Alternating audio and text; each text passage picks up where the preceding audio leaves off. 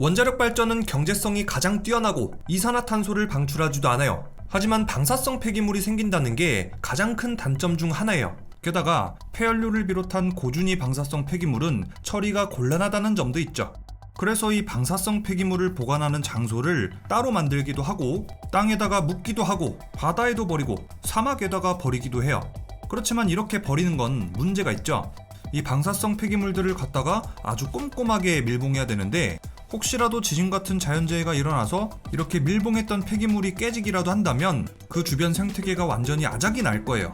그리고 우리가 계속 원자력 발전을 하다 보면 폐기물이 끊임없이 쌓일 텐데 그만큼 이 폐기물을 보관할 만한 장소를 추가적으로 계속 확보해줘야 돼요. 그런데 이 방패물 처리 장소를 선정하는 게 엄청나게 오래 걸리고 또 까다로워요. 누가 우리 집 앞마당에다가 방패물 버리는 걸 찬성하겠어요? 다른 데다가 방패물 처리 시설 지으라고 그 지역 사람들 전부 다 우르르 몰려 나와서 시위하고 삭발하고 막 난리 난단 말이에요. 그 지역 정치인들도 같이 반대에 나서거나 자기 지역구 사람들 눈치만 보고 있겠죠. 그래서 방사성 폐기물 처리에 대해서 이런 아이디어가 나와요. 야, 방사성 폐기물 그거 그냥 우주선에다가 실어서 우주 저 멀리 그냥 날려보내면 되는 거 아니야? 그러면 우리 지구의 땅도 아끼고 오염 문제 발생할 일도 없고 사람들끼리 서로 싸울 일도 없고 말이야. 얼마나 좋아. 실제로 나사는 로켓이나 우주왕복선을 이용해서 우주의 핵폐기물을 처리하는 방안에 대해서 연구한 적이 있어요. 여기엔 여러 가지 방법이 있는데요. 첫 번째, 지구 궤도에 띄우기. 두 번째, 달 궤도에 띄우기. 세 번째, 달 뒷면에 착륙시키기. 네 번째, 태양 궤도에 띄우기. 다섯 번째, 태양계 밖으로 날려버리기. 그리고 여섯 번째는 태양에 충돌시키는 거예요. 이 밖에도 금성 같은 인간이 살 수 없는 극한의 행성에다가 핵 폐기물을 투하하는 방법도 있고요. 라그랑주 점에 보관하는 방법도 있어요. 이 라그랑주 점이 뭐냐면은 여기 지구가 있고 지구랑 똑같은 행성 하나가 더 있다고 쳐봐요. 이 두 행성이 가진 중력의 힘은 동일하고요. 자, 지구 A는 왼쪽에 있고 지구 B는 오른쪽에 있다고 쳐봐요. 그리고 여기 부엉이가 있어요. 이 부엉이가 조금이라도 A 쪽에 가까운 데 있다면은 A의 중력의 영향을 받아서 조금씩 A로 빨려 들어가겠죠. 반대로 만약에 부엉이가 B 쪽에 가까이 있다면 B 행성에 점차 빨려 들어갈 거고요. 그런데 만약에 부엉이가 A랑 B 사이에 정확하게 가운데 있다면은 A 쪽으로 빨려 들어가지도 않고 B 쪽으로 빨려 들어가지도 않는, 그러니까 중력의 영향을 받지 않는 평형 상태에 있겠죠. 여기가 바로 라그랑주 점이에요. 지구 태양 사이에는 L1부터 L5까지 5개 라그랑주 점이 있는데 여기에다가 핵폐기물을 띄워놓으면 핵폐기물이 어디로 이동하지 않고 안정적으로 그 자리에만 둥둥 떠 있을 거예요. 물론 어느 정도 리스크도 있어요. 주변에 소행성이나 해성이 지나가서 중력의 영향을 받게 된다면요, 핵폐기물들은 라그랑주 점에서 벗어나서 어디론가 날아가겠죠. 그렇게 날아간 핵폐기물은 지구에 다시 떨어질지도 모를 일이고요. 또 라그랑주 점은 과학적으로 정말 중요한 자리예요.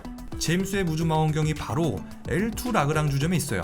이게 왜냐면은 지구에서 제임스 웹 우주망원경을 볼 때 항상 같은 위치에 있고 관측해야 되는 별이 지구에 가려질 일이 없기 때문이에요. 또 우주를 더 잘 관측하려면 태양빛도 막아야 되고 지구에서 나오는 적외선도 막아야 되거든요. 이 모든 조건을 충족시키는 곳이 바로 L2 라그랑주 점이에요. 만약에 여기에다가 고작 핵폐기물이나 버려놨다고 쳐봐요. 제임스 웹 우주망원경이 찍은 사진들을 우리는 볼 수도 없었을 거예요. 또 L1부터 L5까지도 우리 인류가 언젠가는 유용하게 써먹어야 되는 중요한 자리예요. 여기다가 고작 핵폐기물이나 버리면 좀 많이 아깝겠죠? 나사가 1978년에 작성한 우주에서 원자력 폐기물 처리하기라는 보고서를 봐보자. 우주에다가 방사성 폐기물을 처리하는 것에 대해서 나사는 정말 긍정적으로 평가했어요. 한 번 우주로 나간 방사성 폐기물이 다시 지구로 돌아올 일은 거의 없을 거라는 이유예요. 그런데 가장 큰 문제는 이거예요. 방사성 폐기물을 어떻게 우주로 띄우냐는 거예요. 제일 중요한 건 바로 안정성이겠죠. 만약에 핵폐기물을 실은 로켓이 이륙하다가 중간에 터져버린다고 상상해봐요. 아주 비싼 돈 주고 정성스럽게 만든 방사능 폭죽을 자국에다가 터뜨리는 거나 마찬가지예요. 그리고 만에 하나 북한이나 러시아 같은 데 잘못 떨어지면 최소한이 영토 분쟁이고 전쟁이 일어날 가능성도 생겨요. 방사능 오염 문제도 심각하겠죠. 하늘에 떨어지든 바다에 떨어지든 아주 치명적일 거예요. 또 고준위 폐기물은 엄청난 양의 방사능을 뿜어대는데 이게 또 전자기기, 반도체도 망가뜨리거든요. 로켓에도 전자기기가 정말 많이 들어가는 만큼 방패물에는 완전히 쥐약이기 때문에 로켓에 방패물을 싣고 우주로 쌓아올린다는 것 자체가 엄청난 리스크를 감수해야 되는 일인 거예요. 그리고 재사용이 가능한 스페이스X의 팰컨 9 같은 로켓을 보면은 이 로켓을 회수했다고 해도 그걸 그대로 다시 사용할 수는 없을 거예요. 이미 방사능에 다 오염돼서 반감기가 올 때까지 오랜 시간 기다려야 될 거예요. 방사능이 빠져나오지 않도록 완전히 밀봉한 다음에 로켓에 싣자고요? 그러면은 무게도 더 나가고 부피도 커지니까 그만큼 로켓에 실을 수 있는 방패물의 양은 적어지고 이것은 가격 상승, 비효율의 문제로 이어져요. 사고가 절대 안 나는 로켓이면 괜찮지 않냐고요? 글쎄요. 팰컨 9의 경우는 꽤나 안전하고 신뢰도가 아주 높아요. 지금까지 총 291회 발사, 그 중에서 단 2번의 실패밖에 없었으니까요. 그런데 만약에 방사능 로켓 폭발 사고가 단 한 번이라도 일어난다고 쳐봐요. 전 세계에 대서특필되고 여론 엄청 안 좋아지고 각종 시민단체 들고 일어나고 정치인들 청문회 열리고 또 뭐하고 이러다 보면 다음에는 영영 다음 기회는 오지 않을지도 몰라요. 그리고 만약에 사고가 난다면 대처가 아예 불가능해요. 중간에 로켓이 터질지 안 터질지 그걸 누가 알아요. 신밖에 모르지. 이미 한번 누출돼버린 방사능은 그냥 반감기가 올 때까지 존버타는 거 말고는 답이 없어요. 반면에 방패물을 어디 땅에다가 묻어두는 건 리스크가 훨씬 덜해요. 얼마나 쌓였는지, 위험도는 어느 정도인지, 또 만약에 사고가 일어나더라도 상당히 위험하긴 하지만 어쨌든 곧바로 대응도 가능해요. 두 번째 문제는 비용이에요. 스페이스X가 등장하고 나서 로켓 발사 비용은 거의 10분의 1 정도로 줄기는 했는데 그래도 여전히 로켓을 발사하는 거는 엄청나게 비싸요. 한 번 발사할 때 거의 7천만 달러, 하나로는 대략 930억이에요. 또 팰컨 9으로 지구 저궤도에다가 화물을 올리는 비용이 킬로그램당 3,800달러가 들어가요. IAEA에 따르면 1954년에 원자력 발전을 시작한 이후 2016년 말까지 약 39만 톤의 사용 후 해결료가 발생했다고 해요.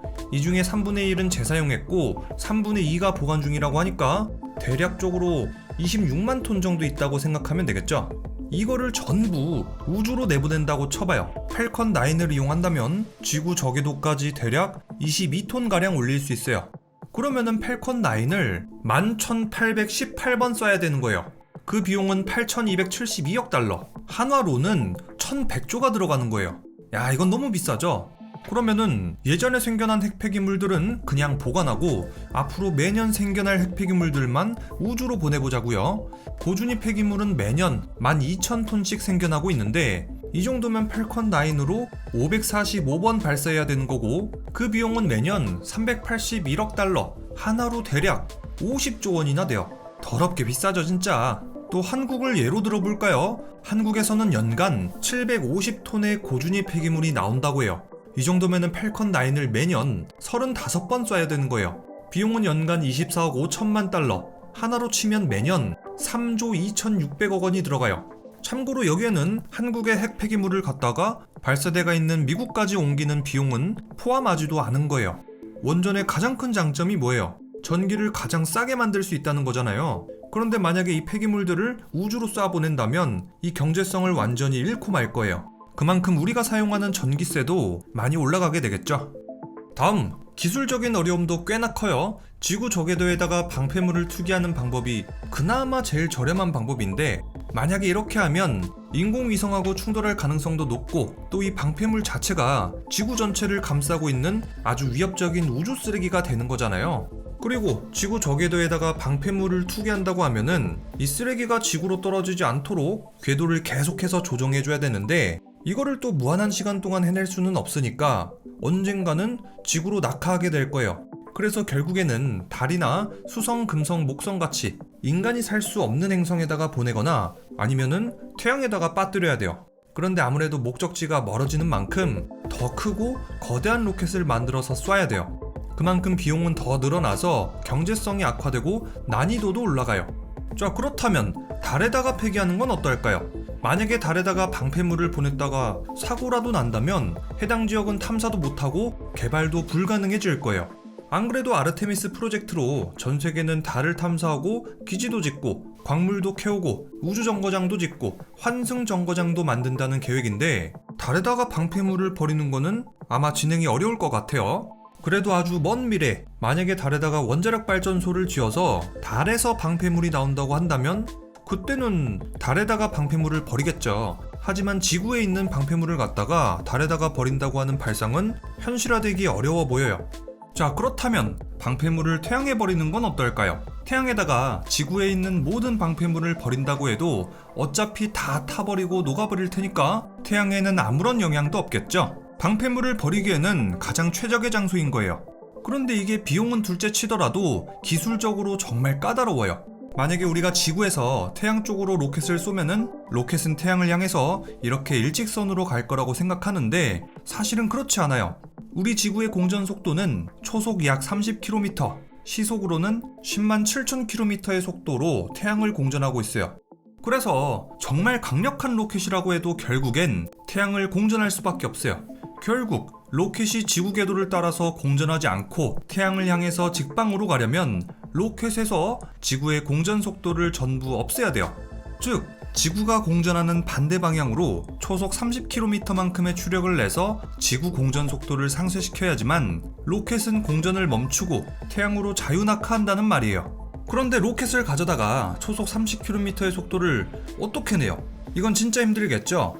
그래서 얼마 전에 태양 탐사선 파커가 그랬던 것처럼 일단 로켓을 다른 행성 쪽으로 보내는 거예요.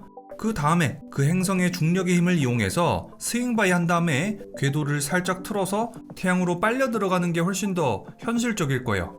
그런데 이렇게 하려면 일단은 다른 행성까지 도달하는데 많은 에너지가 필요하다는 얘기고 그만큼 큰 로켓이 필요하겠죠. 그것은 곧 값비싼 대가를 치러야 된다는 얘기예요. 자, 어때요? 핵 폐기물을 가져다가 우주에 버리는 건 어쨌든 불가능한 건 아니에요. 하지만 너무 많은 돈이 들어가고 로켓 폭발의 리스크도 크고 기술적으로도 상당히 어렵기 때문에 현실화될 가능성은 거의 없어 보여요.